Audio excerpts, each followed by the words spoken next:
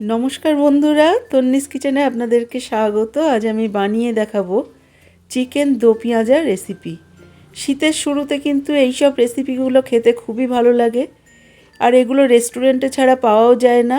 আর সবাই এই রেসিপিগুলো কিন্তু ঠিকঠাকভাবে জানেন না, কিন্তু এরকম একটা সুন্দর রেসিপি যদি রেস্টুরেন্ট ছাড়া বাড়িতেই বানিয়ে ফেলা যায়, তাও আবার ঘরোয়া উপকরণ দিয়ে, তাহলে কিন্তু আমরা খুব সহজেই এই রেসিপিটা বাড়িতে বানিয়ে নিতে পারি। আর এখানে কিন্তু সময়টাও খুব কম লাগে, বেশি সময় এখানে লাগবে না, অল্প সময়ে কিন্তু এই চিকেনটা বানিয়ে ফেলা যায়। আমরা অনেক সময় ঠিক পাই না যে চিকেনের কী রেসিপি বানাবো। একঘেয়ে চিকেন বানাতে বানাতে আমাদেরও আর ভালো লাগে না, বা খেতেও ভালো লাগে না। চিকেনের এই রেসিপিটা বানানোর জন্য আমি এখানে 1 কেজি 250 পরিমাণ চিকেন নিয়ে নিয়েছি। চিকেনের পিসগুলো দেখুন অনেকটাই বড়। প্রথমে নিয়ে নিলাম স্বাদ মতো নুন, তারপরে দিয়ে দিচ্ছি 1 চামচ ধনে গুঁড়ো আর 1/2 চামচ জিরে গুঁড়ো। আমি এখানে কি মশলা দিচ্ছি এটা কিন্তু আপনারা ভালোভাবে দেখবেন। দিয়ে দিলাম 1/2 চা চামচ হলুদ গুঁড়ো। এরপরে দিয়ে দেব 1 চা চামচ পরিমাণ কাশ্মীরি শুকনো লঙ্কার গুঁড়ো। এবারে আমি দিয়ে দেব সামান্য রিফাইন তেল। আর সবশেষে দিয়ে দেব আমি চা চামচের 2 চামচ পরিমাণ আদা রসুন বাটা। এখানে কিন্তু রসুনের পরিমাণটা বেশি থাকবে, আদার পরিমাণটা কম থাকবে। এরপরে হাত দিয়ে আমি ভালো করে এই মশলাগুলো চিকেনের সাথে ম্যারিনেট করে নেব। এখানে কিন্তু হাত দিয়ে না মাখালে হবে না। দেখুন আমি খুব সুন্দর করে মাখিয়ে নিয়েছি, এবং মাখানোর পরে এটাকে কিন্তু মিনিমাম 1 ঘন্টা রেস্টে রাখতেই হবে। আপনারা চাইলে ওভারনাইট নর্মাল ফ্রিজেও রাখতে পারেন। এবারে আমি গ্রেভি বানানোর জন্য নিয়ে নিয়েছি 200 গ্রাম টক দই, তার সাথে 10-12টা কাজু বাদাম একসাথে ব্লেন্ড করে রেখেছি। আর নিয়ে নিয়েছি একটা টমেটো পেস্ট, আর নিয়েছি এখানে 3টে মিডিয়াম সাইজের পেঁয়াজ। পেঁয়াজগুলো এরকম 4 ফাল করে আমি পাপড়ি ছাড়িয়ে নিয়েছি। আর নিয়েছি একটা বড় সাইজের টমেটো। টমেটোটাও কিন্তু দেখুন এরকম টুকরো করে করে কেটে নিয়েছি, দানাটা ফেলে দিয়েছি। টমেটোর দানাটা দিলে কিন্তু বেশি টক হয়ে যেতে পারে। আর নিয়েছি 2টো চিড়ে রাখা কাঁচা লঙ্কা। এবার আমি টক দইয়ের মধ্যে কিছু মশলা অ্যাড করব। তার মধ্যে 1/2 চামচ নিয়ে নিচ্ছি গরম মশলা গুঁড়ো, আর 1/2 চা চামচ দিয়ে দিচ্ছি কালো গোলমরিচ গুঁড়ো। এরপরে দিয়ে দেব ঝালের জন্য 1 চা চামচ পরিমাণ শুকনো লঙ্কার গুঁড়ো। ঝালটা আপনারা যে যেমন খেতে পছন্দ করেন ঠিক তেমনই দেবেন। এরপরে দইয়ের সাথে ভালো করে মশলাগুলো মিশিয়ে নিলাম। এরপরে আমি যে চিকেনটা বানাবো তার জন্য একটা কড়াই বসিয়ে দিয়েছি। কড়াইটা গরম হলে দিয়ে দিচ্ছি 2 টেবিল চামচ পরিমাণ রিফাইন তেল। তেলটাকে কিন্তু খুব ভালো করে গরম করে নিতে হবে, তেলটা কাঁচা থাকলে চলবে না। এখানে দিয়ে দিচ্ছি 2টো মিডিয়াম সাইজের পেঁয়াজ কুচি। আপনারা কিন্তু চাইলে বাটা পেঁয়াজও দিতে পারেন, তবে আমি এখানে কিন্তু কুচানো পেঁয়াজ দিয়েছি, সেই কারণে কিন্তু পেঁয়াজটা দেখুন খুব মিহি করে কেটে নিয়েছি।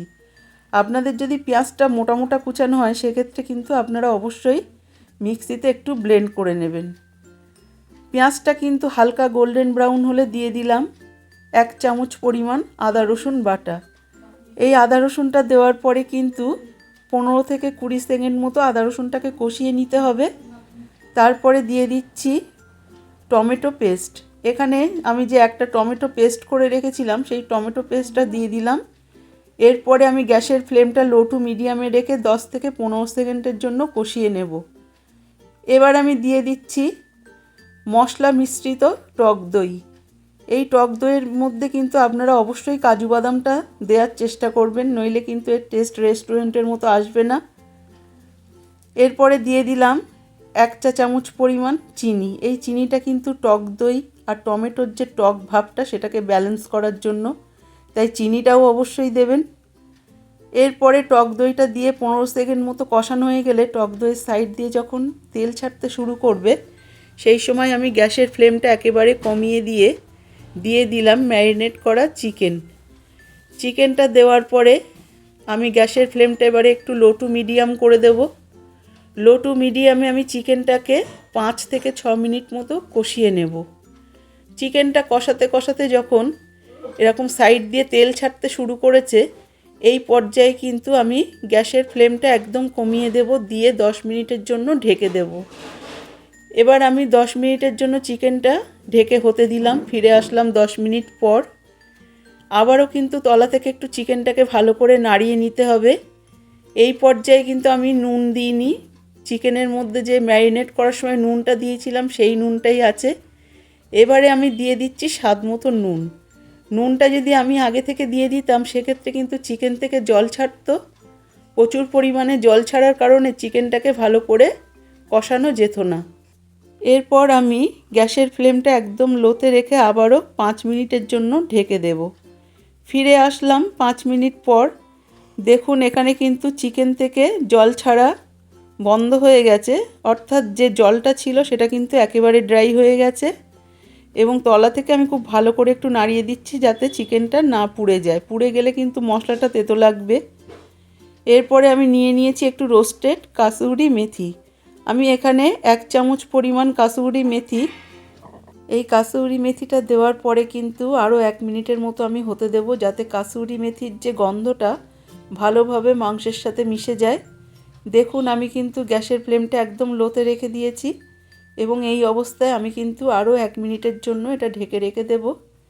এবারে আমি এটা তড়কা লাগানোর জন্য একটা প্যান নিয়েছি। প্যানের মধ্যে দিয়ে দিলাম সামান্য পরিমাণ সাদা তেল, দিয়ে দিচ্ছি সাজিরে ফোড়ন। আপনারা চাইলে নর্মাল যে আমরা জিরেটা ব্যবহার করি সেটাও দিতে পারেন, নইলে মৌরি ফোড়নও দিতে পারেন। এবারে জিরেটা ভালোভাবে লাল লাল হয়ে গেলে দিয়ে দিলাম কেটে রাখা পেঁয়াজের পাপড়ি। এখানে আমি 2 থেকে 3টি পেঁয়াজের পাপড়ি নিয়েছি। আপনারা চাইলে পেঁয়াজের পরিমাণটা বাড়িয়েও দিতে পারেন। এখানে কিন্তু 5 সেকেন্ড মতো নাড়াচাড়া করে দিয়ে দিলাম কেটে রাখা টমেটো আর কাঁচা লঙ্কা। এখানে কিন্তু পেঁয়াজ আর টমেটোটা বেশি ভাজা যাবে না, জাস্ট একটু হালকা করে নাড়িয়ে নিতে হবে 15 সেকেন্ডের মতো। তারপরেই এটা আমি সরাসরি চিকেনের মধ্যে অ্যাড করে দিচ্ছি। এবং অ্যাড করে দেওয়ার পরে কিন্তু এখানে চিকেনের মধ্যে বেশিক্ষণ ফোটানো যাবে না, জাস্ট 1 মিনিটের জন্য আমি গ্যাসের ফ্লেমটা লোতে রেখে পেঁয়াজটাকে একটু নাড়াচাড়া করে নেব। পেঁয়াজগুলো কিন্তু এখানে গোটা গোটা শক্তই থাকবে। এরপরে এর মধ্যে যেটা অ্যাড করব সেটা হচ্ছে ফ্রেশ ধনেপাতা কুচি। এটা যদি আপনাদের কাছে থাকে তাহলে অবশ্যই দেবেন, কারণ চিকেন দো পেঁয়াজায় এই যে ধনেপাতা আর মেথি পাতার যে স্বাদ, আর আমি পেঁয়াজটাকে হালকা ভেজে নিয়ে যে চিকেনের সাথে মিশিয়ে নিলাম, এর জন্যই কিন্তু এর স্বাদটা দ্বিগুণ বেড়ে যাবে।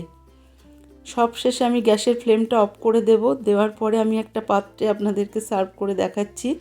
দেখুন কতটা লোভনীয় হয়েছে। আর এই রেসিপিটা যদি আপনাদের ভালো লাগে তাহলে অবশ্যই সাবস্ক্রাইব করবেন, লাইক দেবেন এবং শেয়ার করবেন। এই কারণেই আমি সাবস্ক্রাইব করতে বলছি, যাতে পরবর্তী নতুন নতুন রান্নার ভিডিওগুলো সবার আগে আপনাদের কাছে পৌঁছে যায়। সুস্থ থাকবেন।